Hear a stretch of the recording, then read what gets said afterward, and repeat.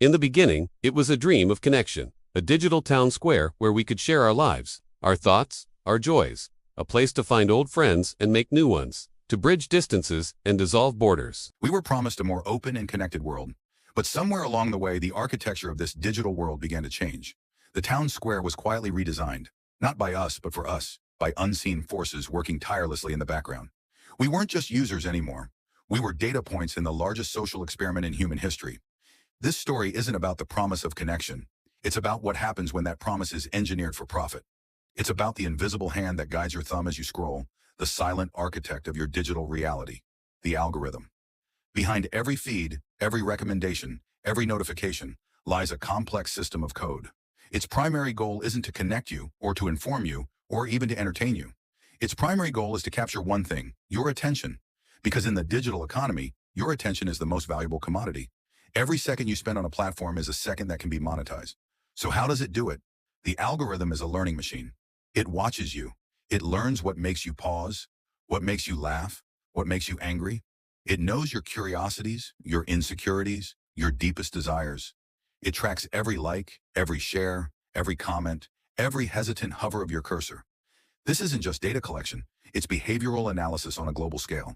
The system doesn't just know what you like, it knows why you like it. It predicts what you'll want to see next before you even know yourself.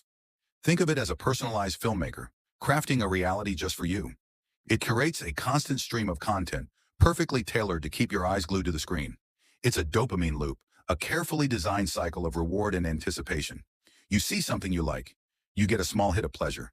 The algorithm learns this and gives you more of the same, and more, and more.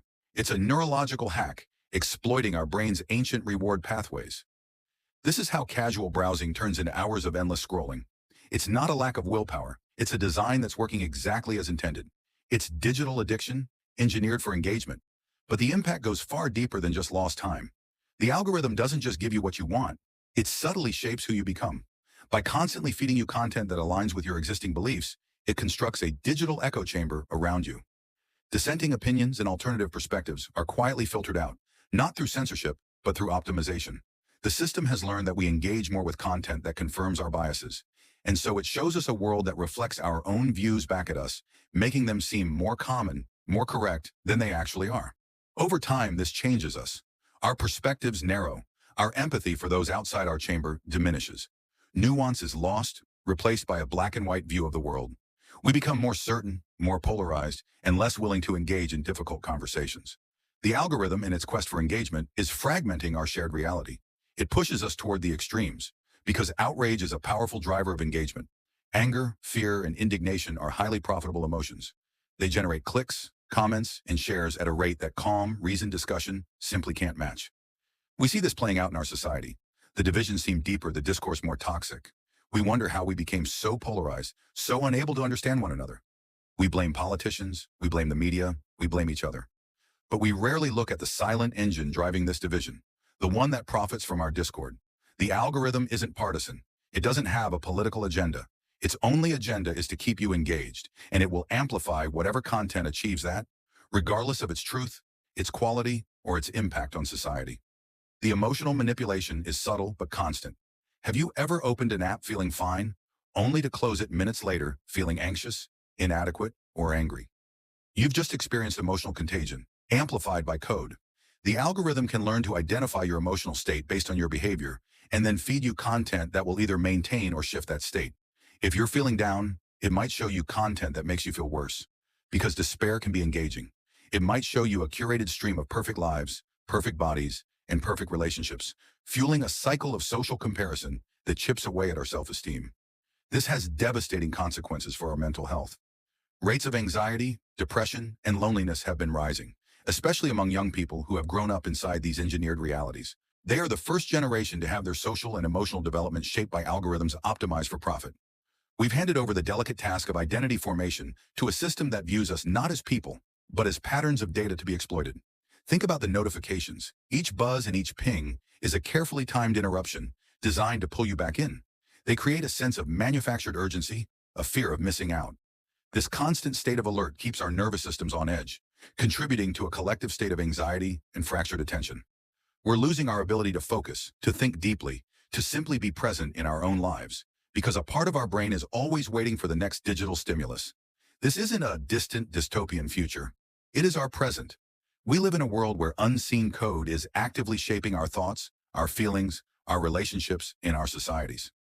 We are being nudged, guided, and manipulated in ways we can't see for purposes we didn't agree to. The platforms that promise to connect us are, in many ways, isolating us in personalized realities, making us more anxious, more divided, and more addicted. So where do we go from here? The first step is awareness, understanding that your feed is not a neutral window onto the world, but a carefully constructed reality designed to hold your attention. Recognizing that the emotions you feel while scrolling are often not your own, but the result of algorithmic manipulation. This knowledge is power. It allows you to reclaim a degree of agency, to question what you see, and to be more intentional about how you engage. We must also demand responsibility from the companies that build these systems. The pursuit of engagement cannot be the only metric of success. The architects of our digital world have a profound moral and ethical responsibility to consider the human cost of their designs. We need more transparency. We need to understand how these systems work and what data they are collecting. We need a digital architecture that is designed for human well-being, not just for maximum extraction of attention. This is a conversation we must have, not as consumers or users, but as citizens. The future of our individual minds and our collective society depends on it. The path forward requires a conscious uncoupling from the algorithmic feed. It means actively seeking out different perspectives, curating our own information diets, and prioritizing real-world connection over digital validation. It means rediscovering the value of boredom, of quiet reflection, and of unfiltered reality. The digital town square can still be a place of connection, but we have to become the architects of our own experience. We must choose to be the user, not the used. It starts with looking up from the screen and remembering that the most valuable connections are not the ones measured in likes and shares, but the ones we build in the real world, one authentic human interaction at a time. The choice for now is still ours. Thank you for watching. If this story resonated with you, please share it, and let's continue this important conversation in the comments below. Don't forget to subscribe for more deep dives into the forces that shape our world.